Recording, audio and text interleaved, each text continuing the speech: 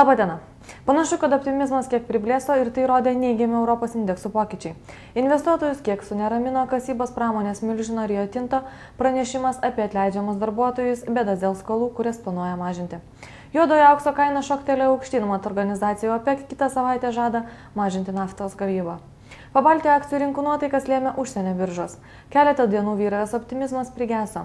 Vilniaus vertybinių popierių biržos indeksas krito net 2,35%. Ir taip priblėsusi prekyba šiandien taip pat nebuvo aktyvi ir parodė vos 1,5 milijono litų apyvartą, kurios didžiąją dalį sudarė finansinio sektoriaus atstovai. Dėmesio centre išliko virš 4% kritusios Snoro banko bei Ūkio banko akcijos. Tokią investuotojų reakciją galima vertinti kaip pelnų fiksavimą bei nerimą prieš banko skelbtus rezultatus, kurie pasirodė jau po prekybos ir bus įvertinti ryt.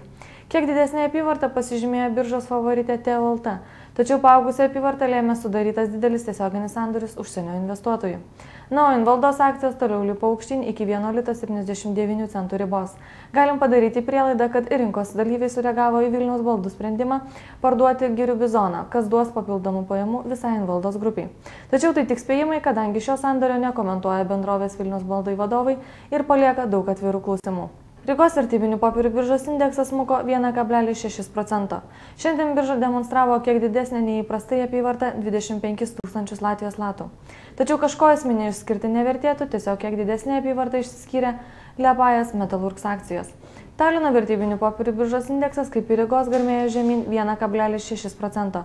Stebėtinai išaugo prekybos apimtis, ką rodė net daugiau kaip 1,5 milijono eurų apyvarta, kurios didžioji pusė priklausė tiesioginiams sandoriams. Pagal aktyvumą ir perleistų akcijų skaičių galima buvo išskirti ST Telekom, Tallink Group, Merko Hitus pozicijas, kurių kainos fiksavo neigiamus pokyčius ir pateko į bendrą kilusių ir kritusių pozicijų santykį 4:10. Šiandieną naujienų tiek, viso geriausio.